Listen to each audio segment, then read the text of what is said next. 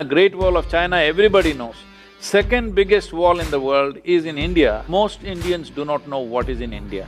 I am nothing against Taj Mahal, it's a wonderful jewel. Not everybody is interested in seeing a jewel-like building. Tanjavur temple, the Konark temple, these are unmatched anywhere in the world.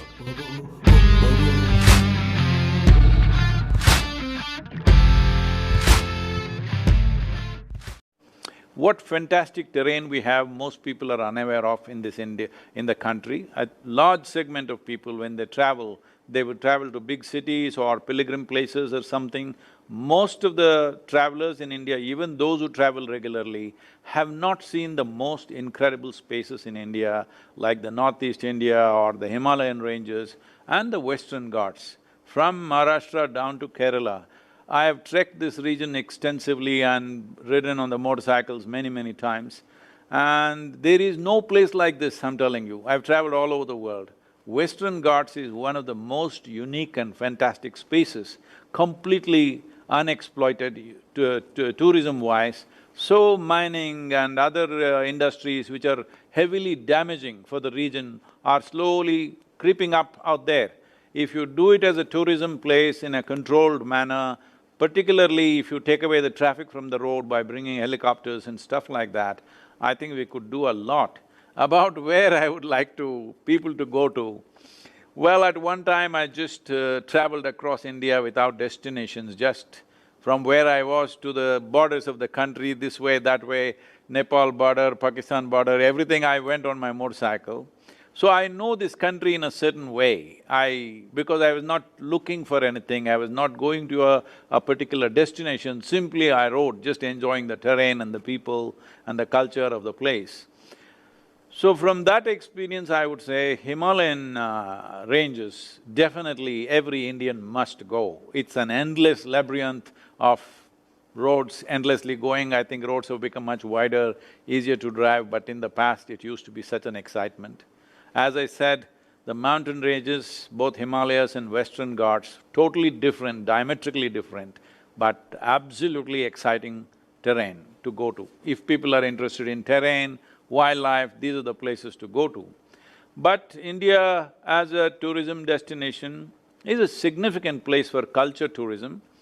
I feel we have not even exploited a tiny segment of what is possible there. If you are interested in spiritual spaces and things like that, temples and stuff, well, Tanjavur temple, the Konark temple, the Kailash in Ajanta region, these are unmatched anywhere in the world. There is no such places anywhere on the planet in terms of engineering and in terms of intricacy. Belur Halebeedu in Karnataka, there aren't places like that anywhere in the world.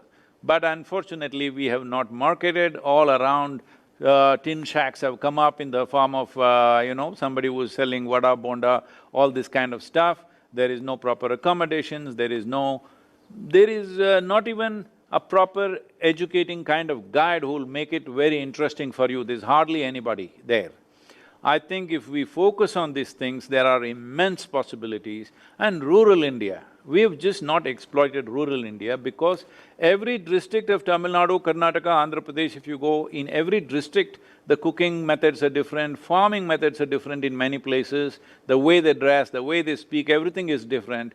In terms of culture, the variety that we have, if we don't harness this now, because everybody is going to the same type of school, in another 50 years or even 25 years probably, all Indians will start looking same. Already in the cities, if you look at people below their knees, I would say almost 40% of the people are all in blue denims. They're not wearing any different types of clothes anymore, it's all gone.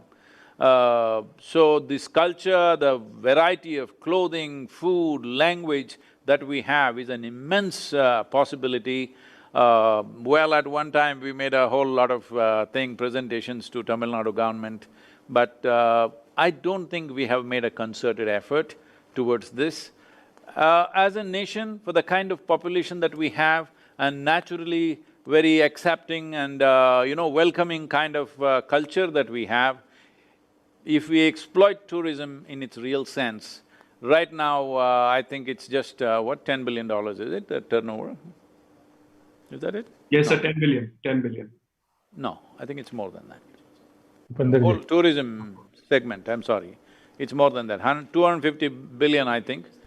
250 billion including aviation sector. Well, I think at least 25 to 40%, 25 to 30% at least, we can make it tourism revenue for this country. For the kind of population we have, we can create services like nobody else. For the kind of cultural artifacts and monuments that we have, endless amount. Most Indians do not know what is in India. In the sense, for example, how many people know there is something called as Kumbhalgarh, where there is the second largest wall in the world is in India? Wall of China, Great Wall of China, everybody knows. Second biggest wall in the world is in India. How many Indian children ever read about it in their history books or in their geography books or whatever? Nothing like that. So unfortunately, it has not happened because it's not come into school education, it's not come into college education, and our tourism marketing agencies have been only marketing those already well-known. If you say India, they'll say Taj Mahal. I'm nothing against Taj Mahal, it's a wonderful jewel, it is a fine place, but Taj Mahal is not of interest to every kind of tourist. Not everybody is interested in seeing a jewel-like building. Some people are excited, but a whole lot of people are not. I have heard so many Americans come to India just for Taj Mahal. When they go back there, what's the big deal about this? It's as good as seeing a photograph, these kind of talks. But the excitement for the international tourism is the culture, the range of food, the range of language, range of textiles, everything that we have. We need to exploit this. If Ajay is asking me which is a must-go place for Indians, well, if you're looking for spirituality, I would say Isha Yoga Center, why not? If you're looking for wildlife, Nagarhole in Karnataka is the best place to go. If you're looking for mountains, who can compete with Himalayas, of course.